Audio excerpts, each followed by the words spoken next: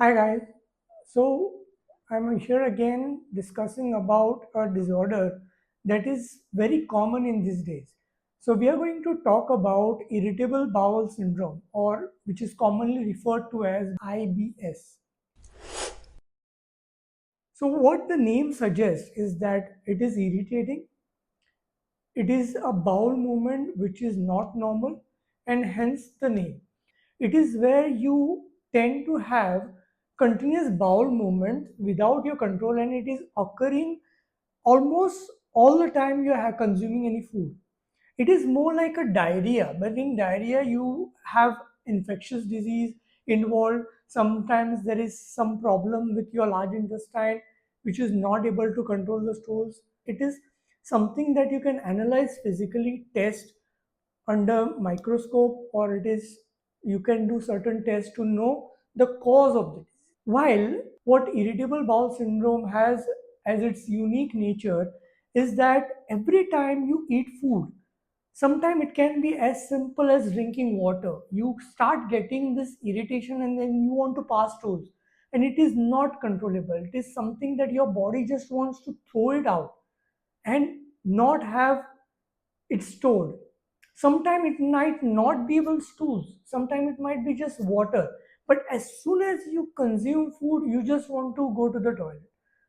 And it is very irritating. It is like as if some force is pushing down the stools and you are not able to resist it. You have to rush to the toilet. So, most of the patients who are suffering from IBS have noticed that there is nothing that you can find in the intestine that is wrong. Absolutely, you don't find any kind of infection, not in the large intestine nor in your bloodstream. On top of that, if you do any kind of physical test, whether it is a colonoscopy, whether it is some sort of CT scan, you will find no anomaly that is occurring across your large intestine or small intestine for that matter. So, what is actually happening is not known to the physical eyes, not known to the modern diagnosis. So, hence, this is one of the disorders which are very difficult or almost near to impossible to treat with modern tools that we have. If you take medications, like if you want to stop the stool, then you start getting constipation. So sometimes an IBS patient has this pattern where it has this irritable bowels, that is continuous stool passing, sometimes 10, 20 times in a day. As soon as you consume food, or sometime right after you even take water, you have to pass stools like almost 3, 4 times. So this is very chronic in nature. It starts little by little and we ignore, and it starts becoming more and more chronic, more and more severe.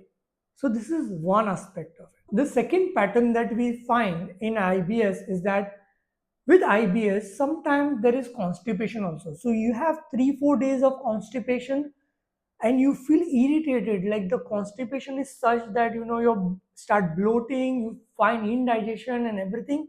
And then after that ends, suddenly you start getting diarrhea and diarrhea.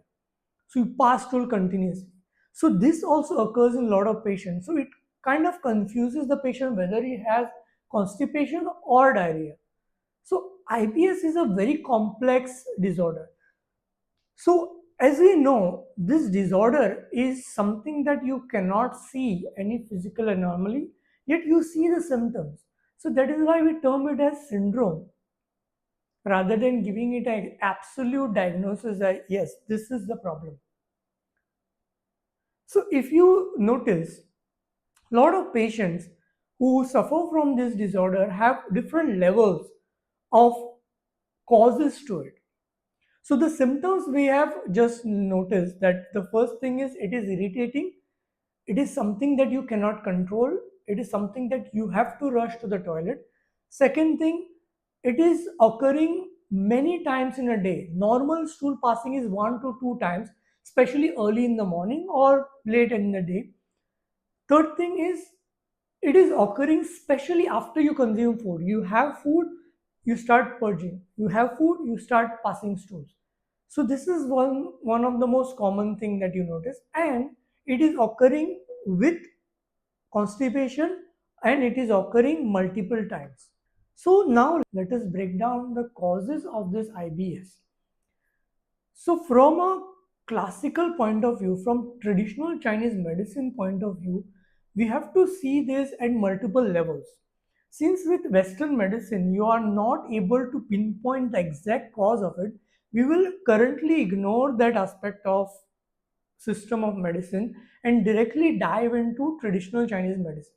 So, according to the traditional Chinese medicine, there are two aspects of energy, the stomach and the spleen, which are working opposite to each other.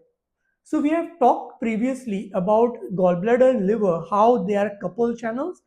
They are couple energies, which are one is having an outer yang aspect of it, and the other one is the yin aspect of it. So they are holding each other, balancing each other with a 60-40 dynamic balance, and then they are in the optimal state, doing a perfect functioning of your muscle, your energies of the eyes, neck, etc. In this, we are diving into another such couple, which is the stomach and the spleen. Spleen, when I say spleen, it is not the Western medicine concept of spleen, which is occurring right next to the stomach. It is not just involved in taking care of the stagnant thrown out blood, but in Chinese medicine, spleen is the most essential organ right next to the liver. With liver, it is having so many functions. We are going to talk about these functions later, but today we are going to talk about one specific function is the transportation digestion aspect of spleen.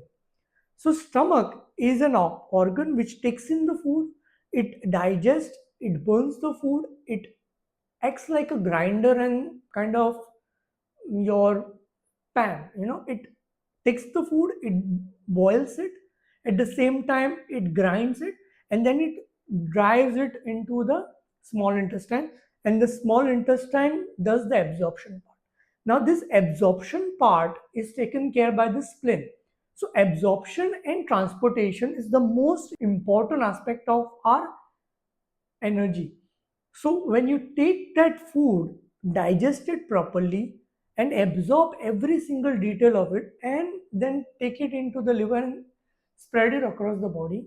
So this transportation is the essence of your body. It is right there. So after this, the food is then carried to the large intestine. Large intestine is taking further the excretion of the waste and remaining absorption of water or remaining nutrient that is there, and whatever is not required is thrown out through the process of excretion, which we commonly know from our basic knowledge that we learn through school. Now, what actually happens is these two organs have an opposite energy. The stomach has this downward flow of energy, which is pushing the food down, down, down. And then there is spleen, which is kind of having upward flow of energy, which is taking all the nutrient and upholding the energy to bring it up and distribute across the body. So these are two opposite. When there is imbalance in them, when that 60-40 dynamic balance of yin and yang is disturbed, one is going down and the other is not able to uphold that energy, and it is kind of getting burdened. So this starts occurring when you have a disruption of energy flow, mainly occurring in the spleen and the stomach. So downward flow is too much. There is nothing that resists it.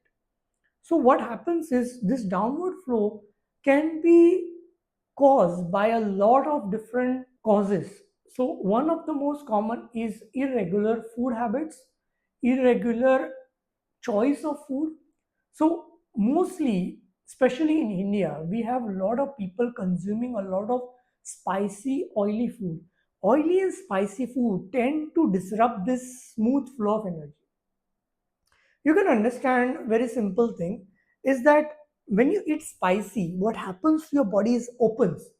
So you can imagine when you take that spicy food, it is not changing its nature. It is going to be spicy and irritating in your stomach, in your abdomen, in your large intestine, in your gut, everywhere. So when you eat spicy food, what actually happens in your mouth? So it opens, right? So it opens, it is not able to touch that food. It's so spicy, you are not able to even, your tongue is not able to even touch that food. So same thing is occurring all over your body, especially in the large intestine. Your large intestine, it is getting irritated. You understand it? Irritable bowel. It is getting irritated. Your bowel is supposed to have this rhythmic contraction and relaxation, but this rhythmic contraction is not able to happen because as soon as it touches that irritating food, it is letting it go and not absorb it and push it. It's just going out. So that is one. Oily food, again, same concept. It is just passing there. Again, hot food like mushrooms, chicken, something that is having very high energy content, but body is not able to assimilate and use that energy. So that is again irritating in nature as fire in your large intestine. So this is the physical food. So most of the us today, we are enjoying the fast food, we are enjoying spicy food. We think that being Indian, spicy food is something that we should eat. That is our part of our life. No, it is what we have made as part of our life because we prefer taste over health. Our brain, our dopamine in our brain has tuned ourselves in such a way that whatever tastes good, whatever spicy, whatever oily, whatever which is not healthy is something that we want to eat. And we have termed it as an healthy diet, which is traditional in nature. Again, traditional doesn't imply that it is right. Traditional in Chinese means chuan. What has been going wrong also can be a tradition. So Chuan is something that you carry forward generation by generation, and Thong is what is pretty much unified. Everybody you eat the similar kind of food. Like in Maharashtra, you eat spicy food. In Goa, you eat spicy food. Then this becomes a staple food of your life. So that is the meaning of traditional. This doesn't equate to being right or good for your body. So you have to change some ideologies. I know it is hard to digest, but we are dealing with digestion today. So if you are not able to digest this information, you might suffer from stomach problems in future. So this is about the physical aspect of what causes IBS in our day-to-day life, and we are kind of ignoring it. As long as we are feeling healthy, there is nothing wrong. We ignore, we keep on eating, and then one day, bang, everything goes south and you are suffering from IBS which has no treatment. So do look out for my second video. The second video I'm going to dive a little bit into mental aspect, emotional aspect, a little bit about spiritual aspect, how that food that we are consuming is due to this mental state of ours is not able to stay in our body and you have to just purge it out of your system. So stay tuned, do like this video, share it to your friends who have this bad habit of consuming food without giving a thought to it. So make this food for your brain, food for your mind. Do subscribe to the channel so that the next video that I'm going to make about IBS, you will understood physical. Now it is about understanding the mental aspect of it because you cannot understand one without understanding the other. Thank you. Stay tuned.